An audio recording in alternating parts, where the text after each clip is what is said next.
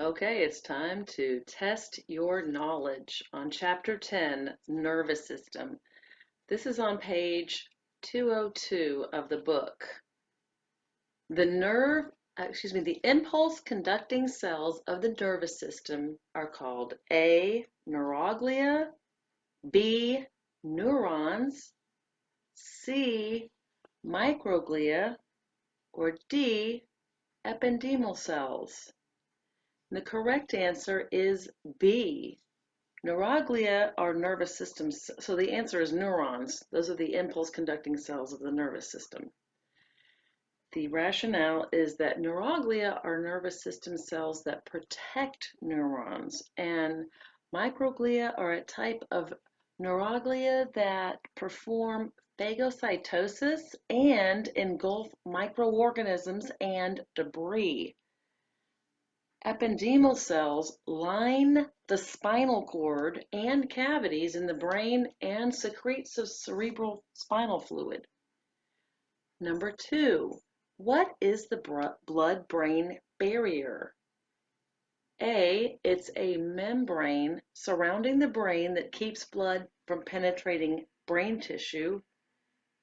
B, it's a membrane surrounding the brain that keeps the blood in the brain separate from the blood in the rest of the body. C, it's a semi-permeable membrane that permits small molecules like oxygen and carbon dioxide to diffuse across to the brain but blocks larger molecules. Or D, it's a semi-permeable membrane that prevents cerebral spinal fluid from leaving the brain and entering the bloodstream. The answer is C. The blood-brain barrier is a semi-permeable membrane that permits small molecules like oxygen and carbon dioxide to diffuse across to the brain, but it blocks larger molecules. So it acts like a filter. And the rationale is that the brain requires a large supply of blood to function. The blood supplied to the brain is not separate from the blood supplied to the rest of the body. Cerebral spinal fluid follows its own circulatory route and is eventually reabsorbed into the venous system. It has nothing to do with the blood-brain barrier.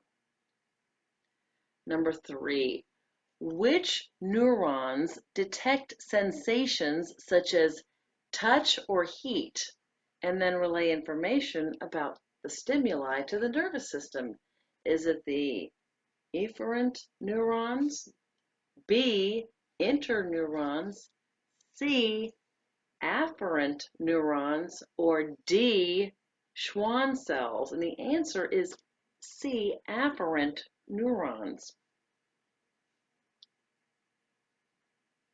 Efferent neurons are motor neurons, and these relay messages from the brain to the muscles and gland cells. Interneurons are found only in the CNS.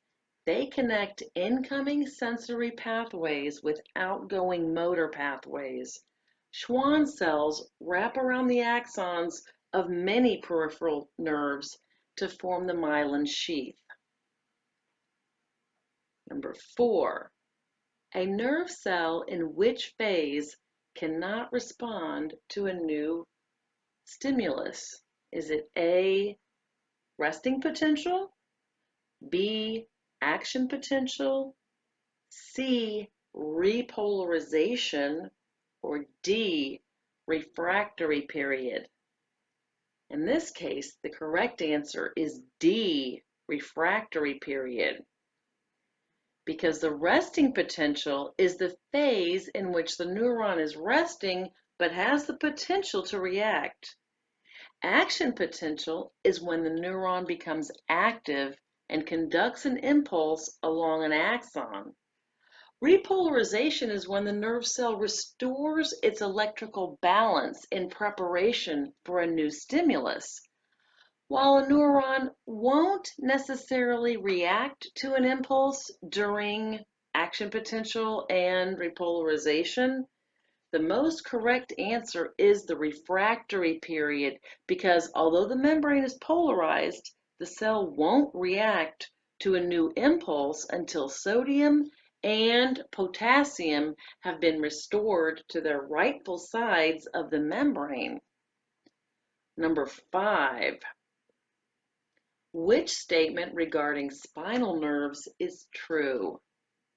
Spinal nerves are mixed nerves containing both sensory and motor fibers, making it capable of transmitting impulses in 2 directions. B, spinal nerves are primarily motor nerves responsible for transmitting impulses to skeletal muscles.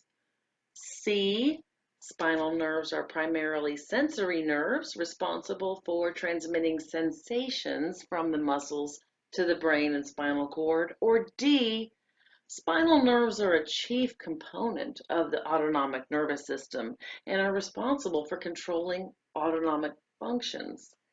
The correct answer is A. So spinal nerves are mixed nerves containing both sensory and motor fibers, making it capable of transmitting impulses in 2 directions. Number 6. Oh, no, let's go read the rationale. Spinal nerves carry both sensory and motor fibers, making them capable of transmitting impulses both to and from the CNS. Spinal nerves regulate voluntary function, not autonomic function. They are not part of the autonomic nervous system. Number 6. Which key nerve is part of the sacral plexus? Is it the phrenic nerve, A, or B, the axillary nerve, C, the sciatic nerve, or D, the femoral nerve?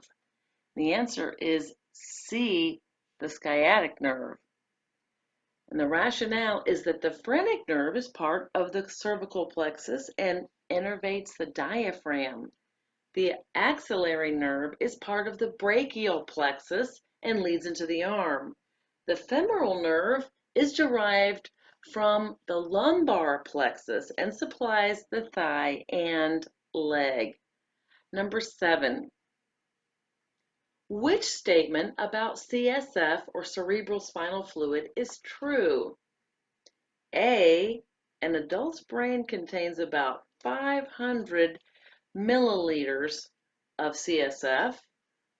B, the brain monitors the level of oxygen in CSF. C, CSF furnishes the brain with glucose and protein. Or D, CSF remains relatively stagnant within the cerebral cavity. That's definitely not the case. The answer is C. CSF furnishes the brain with glucose and protein. So the rationale is that CSF or cerebral spinal fluid nourishes the brain by providing glucose and protein and removing metabolic wastes. An adult brain contains about 140 milliliters of CSF. The brain monitors levels of carbon dioxide, not oxygen. CSF continually circulates through the central nervous system. Number 8. Which portion of the brain contains centers responsible for such vital functions as heart rate, breathing, and blood pressure? Is it A, pons, B, medulla oblongata, C, midbrain, or D, cerebellum? And the answer is the medulla oblongata is responsible for vital functions such as heart rate, breathing, and blood pressure. The rationale is that the pons contains tracts that convey signals to and from parts of the brain. It's also the site where several cranial nerves originate. The midbrain contains centers for auditory and visual reflexes as well as neurons essential for motor control. The cerebellum plays a key role in motor functions as well as in sensory and emotional functions.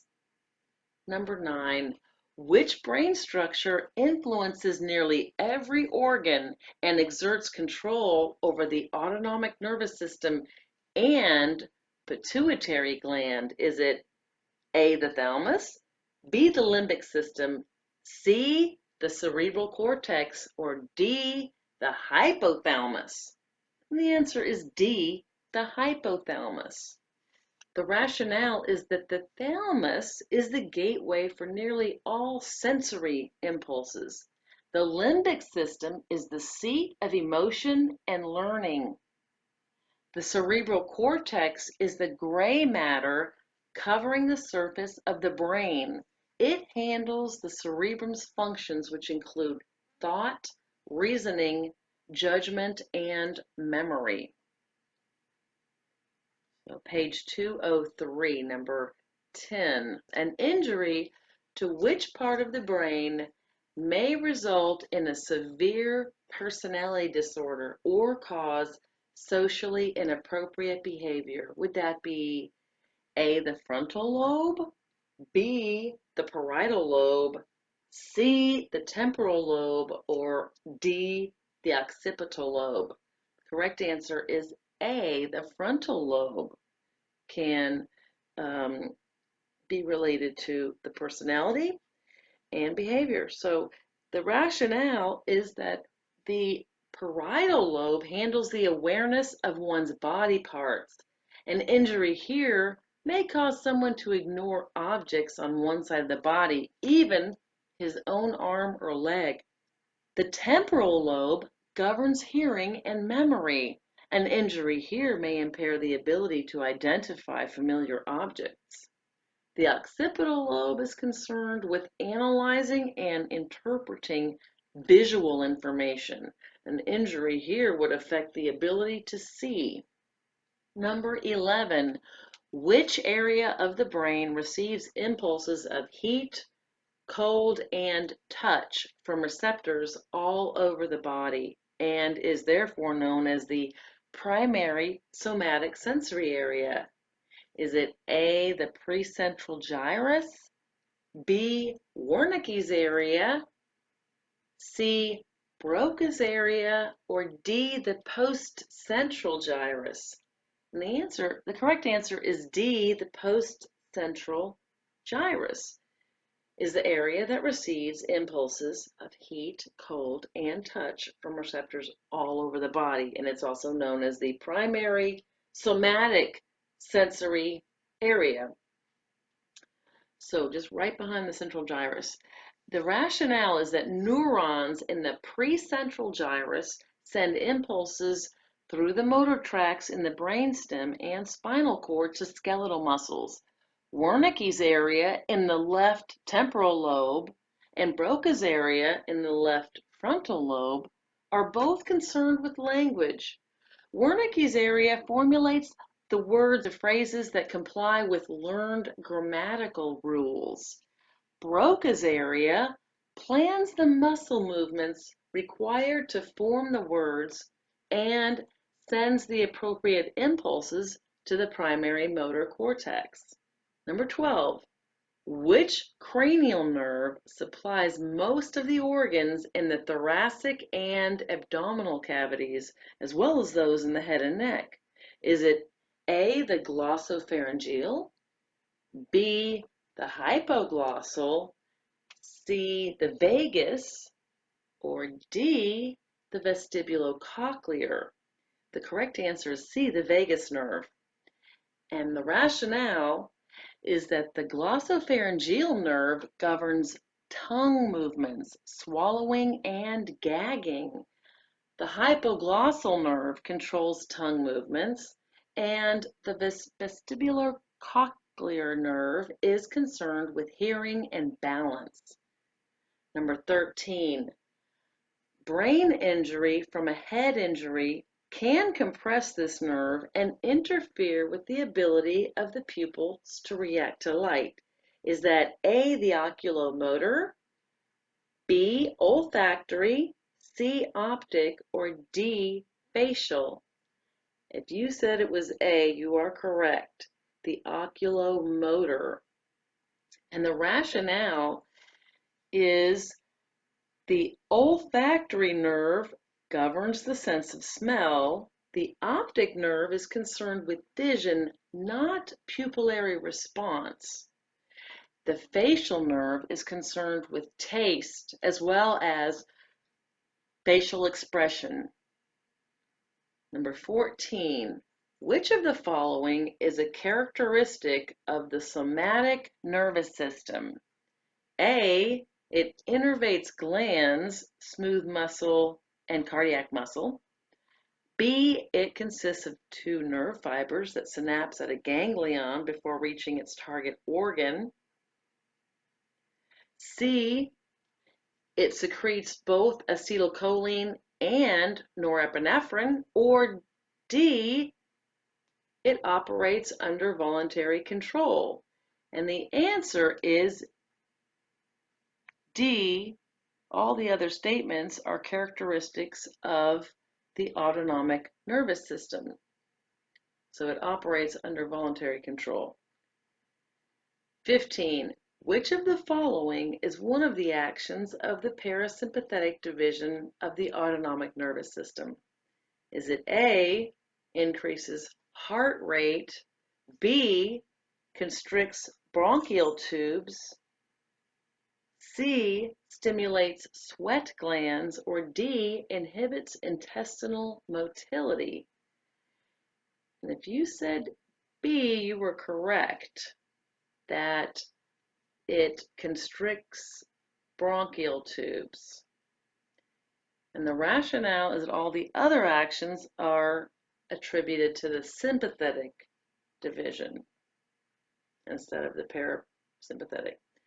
Number 16, which of the following statements correctly describes cholinergic fibers? Is it A, cholinergic fibers secrete norepinephrine? B, cholinergic fibers include the postganglionic fibers of the sympathetic and parasympathetic divisions? C, cholinergic fibers secrete acetylcholine? Or D, cholinergic fibers include the preganglionic fibers of the parasympathetic division only? If you said C, cholinergic fibers secrete acetylcholine, you are correct. And the rationale is that adrenergic fibers secrete norepinephrine. Cholinergic fibers include preganglionic fibers of both the sympathetic and the parasympathetic divisions, as well as postganglionic fibers of the parasympathetic system. Number 17. The effect produced by a neurotransmitter, such as whether it constricts or dilates blood vessels, is ultimately determined by A, the amount of neurotransmitter released, B, the type of neurotransmitter released, C, the type of receptor, or D, the number of receptors. And we know it's the type of receptor. C is the correct answer. The rationale is that the amount of neurotransmitter would influence the strength of a response, but not the type of response. The effect produced does vary according to the type of neurotransmitter. However, the same neurotransmitter bound to a different receptor will have a different response. Therefore, it's the receptor, not the neurotransmitter, that ultimately determines the response. If the receptors are blocked, thus decreasing the number available, then the strength of the response would be diminished. Okay, I guess F.A. Davis is not displaying the same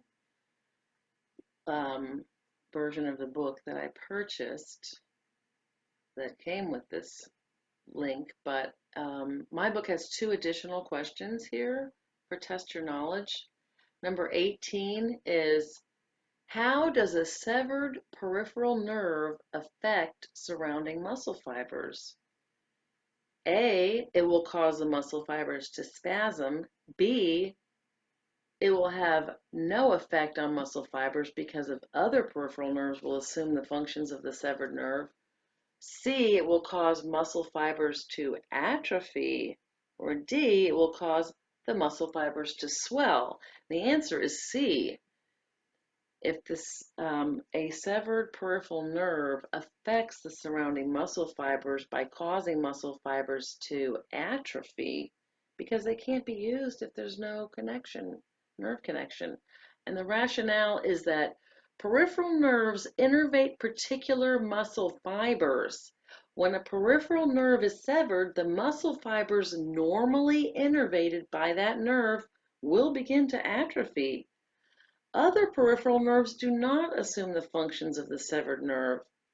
The muscle fibers will not typically spasm, nor will they swell, excuse me. They won't spasm nor swell. Okay, number 19, and this is the last one.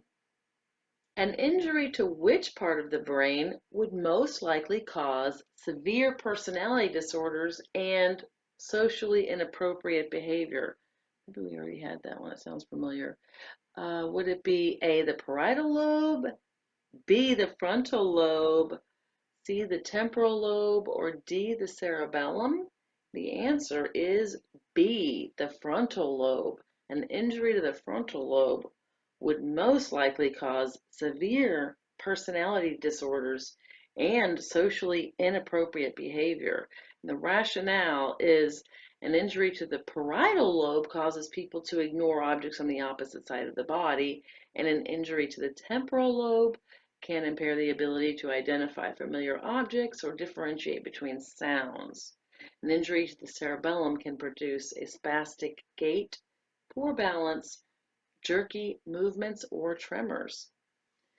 So I hope that helped. Thank you for joining.